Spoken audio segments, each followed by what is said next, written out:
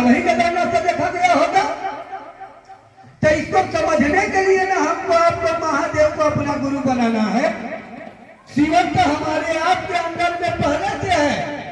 साहब ने कहा कि उसको जगाओ, दीदी माँ ने कहा कि जागा जागा महादेव। यानी मन के अंदर में जो जीव भाव जगा है ना बहन जी, उसको शिव भाव में गुरु दया से कन्वर्ट करना है। गुरु दया से, गुरु की ताकत से हो जाएगा, गुरु की ताकत से जीव शिव होगा।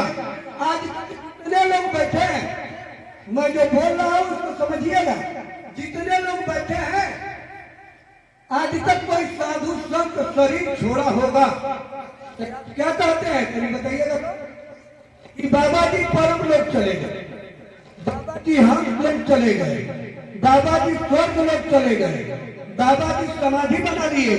किसी शिव शिष्य को सुने हैं कि परम लोग चले गए, हंस लोग चले गए? जो लोग अध्यात्म के जानकार हैं बताएं तो, किसी शिव शिष्य को सुने हैं कि वो परम लोग चले गए, हंस लोग चले गए, स्वर्ग लोग चले गए, वो समाधि ले लिए? सुने? अब सुने होंगे कि ये शिवभाव में चले हो गए, शिवलीन हो गए, शिवलिंग हो गए। आपने सुना होगा।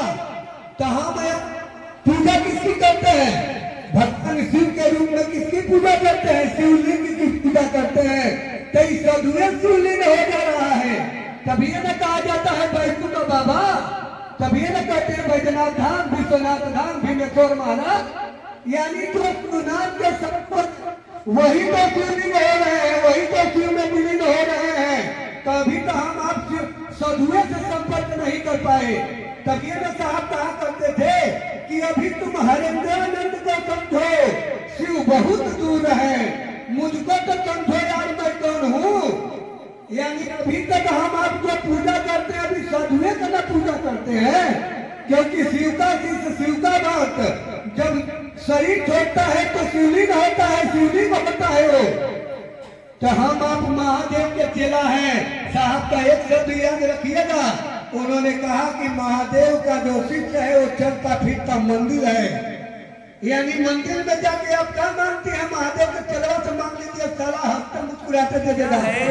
जो गुरु ने कहा कि हरेंद्र जाओ लोगों से कहो कि शिव गुरु हैं, इसी को गुरु आदेशित कर्म मान के साहब लोगों से कहने लगे कि शिव गुरु हैं।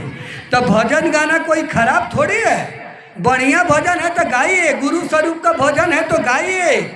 लेकिन आपके गुरु शिव हैं, लोगों के दिलों में भी उनको उतारने के लिए गुरु का आदेश है। तो ये कम वो कौन करेगा अरुण भाई? ये भी तो हमको आपको मिलकर न करना होगा, समझना होगा ना कि हमने शिव को गुरु बनाया है तो उनके आदेश पे चले, ताकि हमारा भी जीवन सुंदर हो और दूसरे का भी जीवन सुंदर हो जाए। तो गुरु चर्चा को तो सर्वप्रथम रखना होगा। गुरु दया सर्वप्रथम है तो गुरु की चर्चा दूसरा सूत्र है और उसको गुरु आदेशित कर्म कहा गया। तो हमको आपको गुरु चर्चा, गुरु से दया मांगकर ऐसा करना चाहिए कि लोग सुन समझकर महादेव को अपना गुरु बना ले। हमारे आचरण से कहें कि ये शिव का शिष्य है, ये महादेव का चेला है। ये अभाव भी गुरु उतारते हैं। तो गुरु चर्चा में भजन कभी मना नहीं है, लेकिन भजन गुरु चर्चा में होना चाहिए। आप लोग भजनिया में चर्चा करने लगती है, इतना भजन गाती है, इतना भजन गाती है कि पता नहीं चलता है कि यहाँ चर्चा हो रहा है कि भजन। बुरा नहीं मानिएगा, इसीलिए भजन होना चाहिए। लेकिन 10 आदमी चर्चा कर लिए तो एक तो गुरु बहन एक तो भजन गा ली, ताकि सबका मूड फ्रेश हो गया। इसके तो एक बात हमको आपको भी समझना होगा, चर्चा से जाते हैं तो महादेव से दया मांगते जाइए, नमः शिवाय करते जाइए।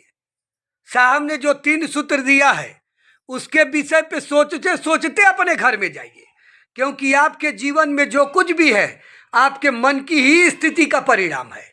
तो जब मन से सोचते जाइएगा कि हे महादेव आप मेरे गुरु हैं, मुझ शिष्य पे दया कर दीजिए, नमः शिवाय करते चले जाइएगा, तो वह परिणाम भी आपके जीवन में उतरेगा। आपके साथ शिव घर जाएंगे, क्योंकि शिव भाव मन में होगा तो वही ना स्थिति आपके घर तक जाएगी।